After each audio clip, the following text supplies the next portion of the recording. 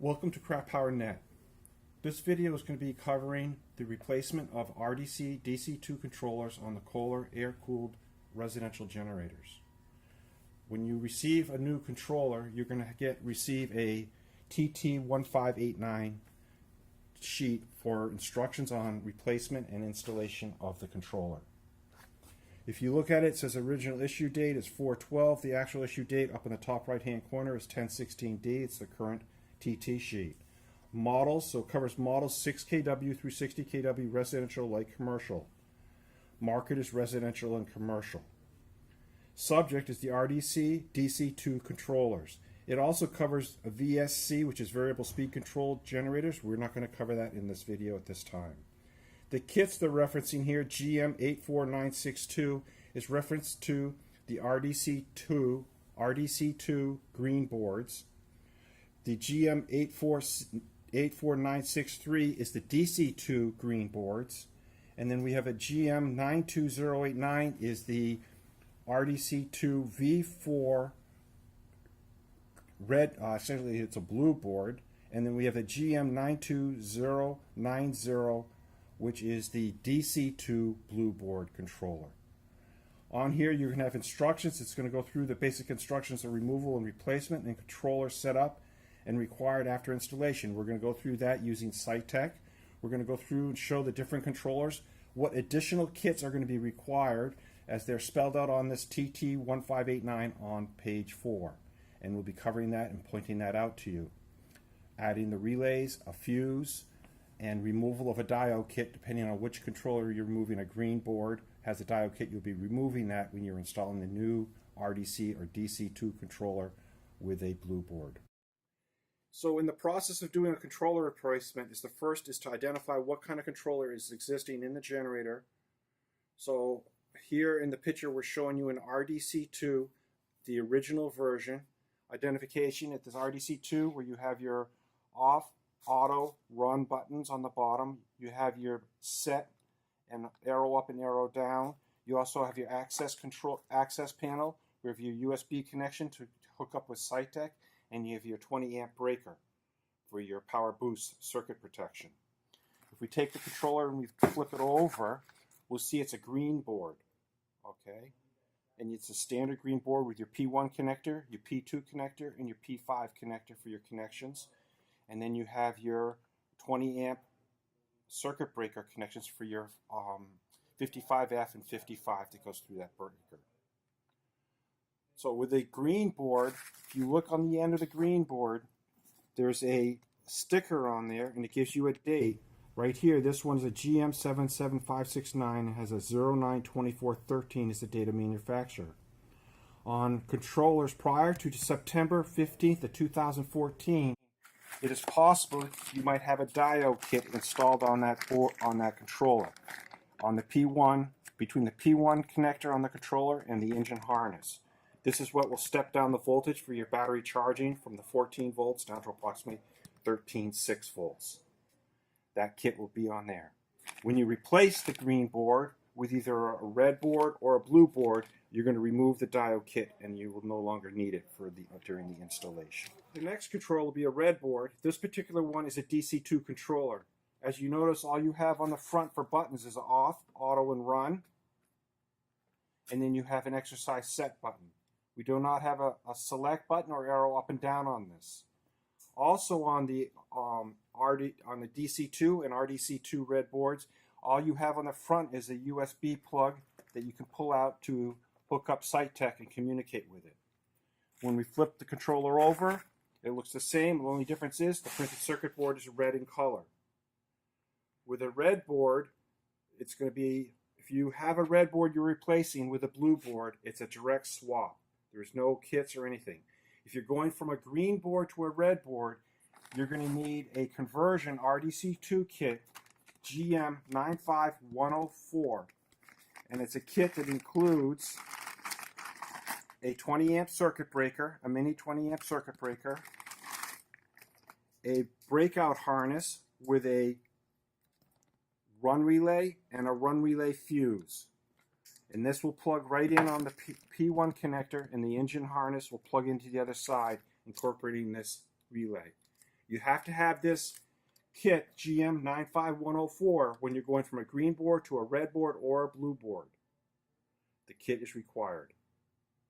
The next controller version, the latest and the greatest in the RDC2 V4, DC2 V4 boards, is the blue board.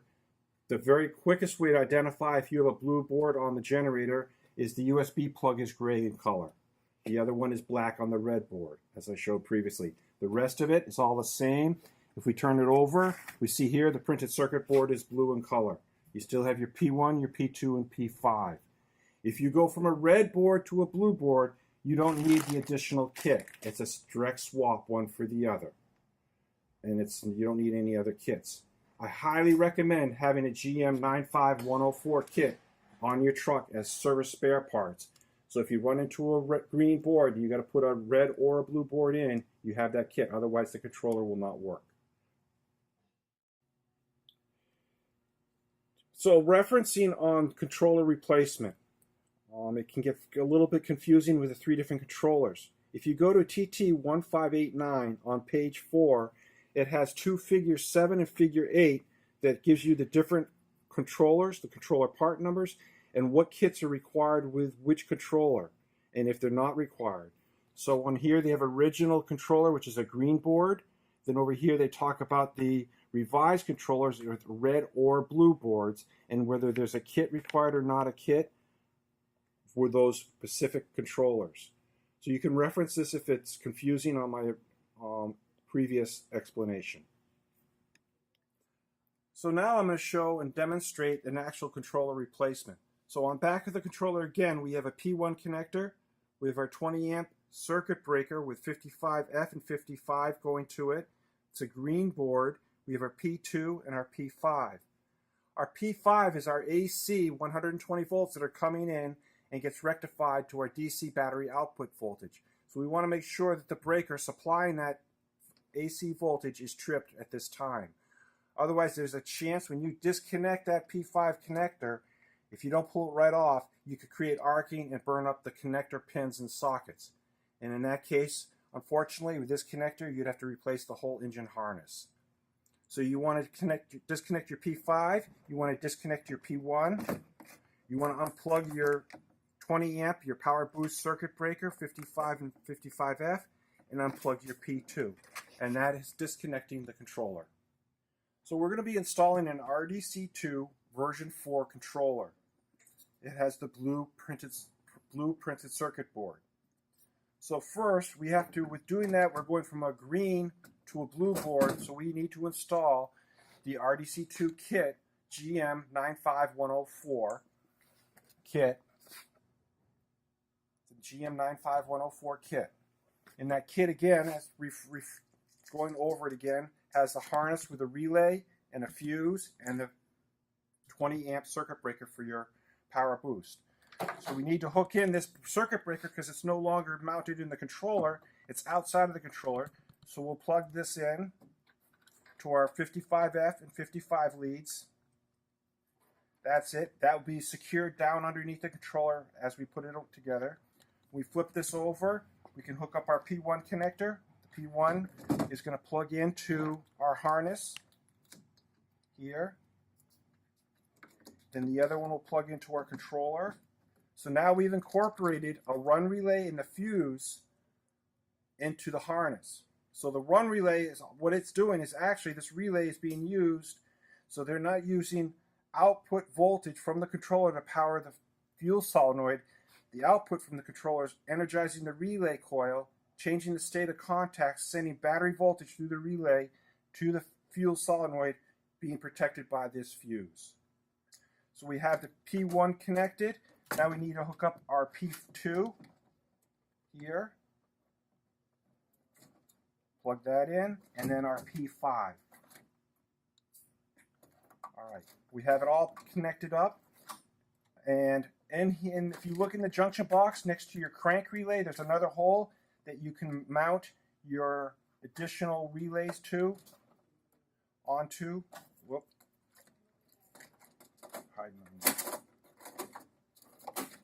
You can mount this relay and this fuse right on the hole in the bottom of the junction box, and then neatly tie wrap all the wires together. So now we've got the controller hooked up. I went and connected my battery, the generator battery. I've turned on the circuit breaker for the 120 volts AC that goes to P5 on the controller to power the battery charging circuit in the controller. I've taken a meter, gone to my battery, and I'm verifying I got my 13 volts charging voltage coming out. It's going to climb up. My battery's a little tired from cranking and starting, but it's slowly climbing up, and it's going to be a range in your battery charging is going to be about 13.3 to 13.8, 13.6 volts output battery charging circuit. You just want to verify that that circuit's working before you go any further.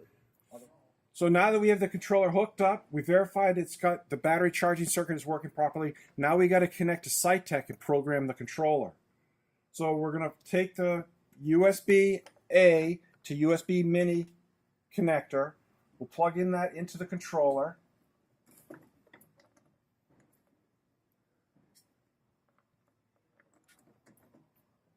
We plug it into the controller. SiteTech will recognize it. It's going to take it a minute to load out of the controller. So with an RDC2 version 4, RDC2 version 4 controller hooked up, you see our firmware version is 1.1.1. Need to be aware with the blue board, again, the RDC2 version 4 controller or DC2 version 4 controller, they use a different firmware. You cannot use the current firmware for a red or a green board, which is the 6.12.2 in a blue board controller. And it shows right here because it's a 1.1. And that's the current software for the blue board version, RDC2 version 4. Okay, so in here we see it's the RDC 2.4, it's the 1.1.1 firmware. Now we want to go down to generator info. We got to tell the controller what generator it's connected to. So we do the drop down, we're connecting it to a 20 kW. As you can see, there's quite a scroll of different various generators this controller can control. So we're going to select the 20 kW. We're going to go down here. We want to put in a serial number. So we're going to take the serial number off of the data plate. On this particular generator, it's SGM 325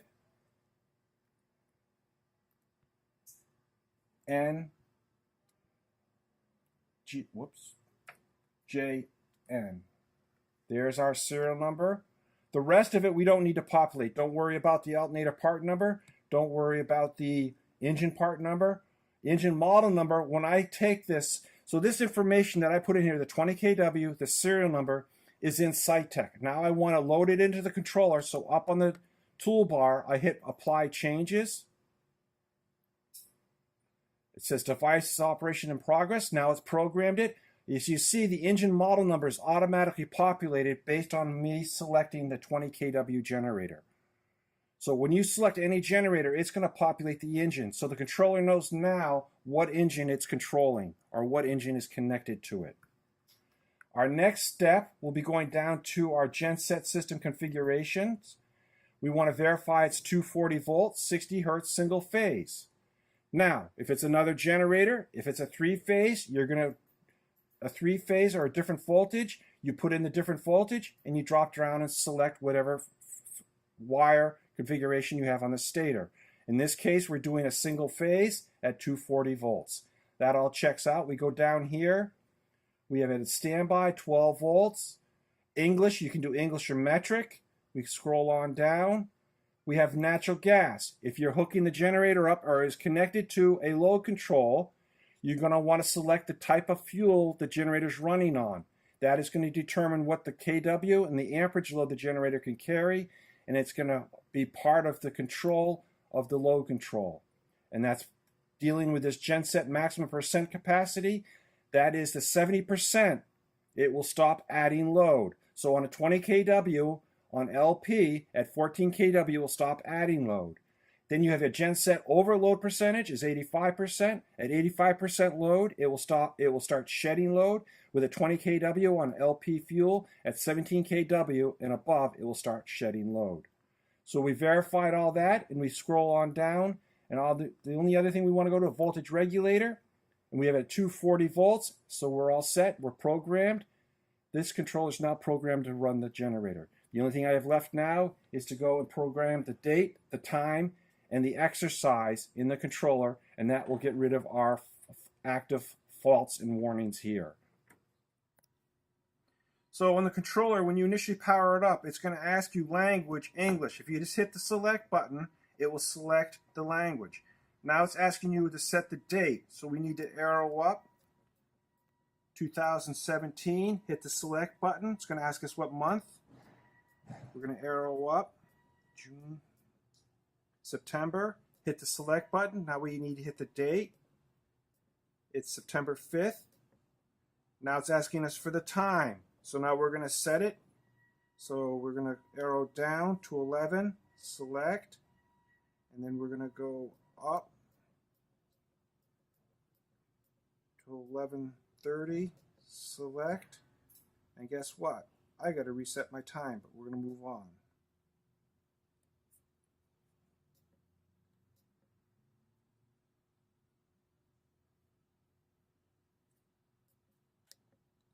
I'm just setting the exercise time. So when you go in there, you need to set the date, the time, and the exercise time. So you need to, if the old controller was completely dead, so you couldn't communicate with it, you'd need to contact the owner or ask the owner what date they wanted to exercise and what time. And then you could program it.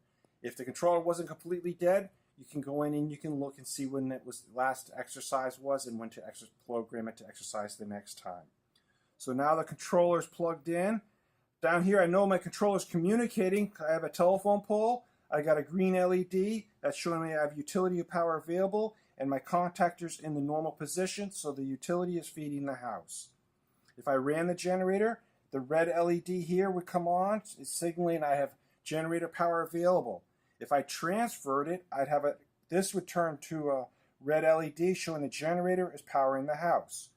So with this, through an RXT transfer switch, you can see what position the contactor is in, what source is feeding the house.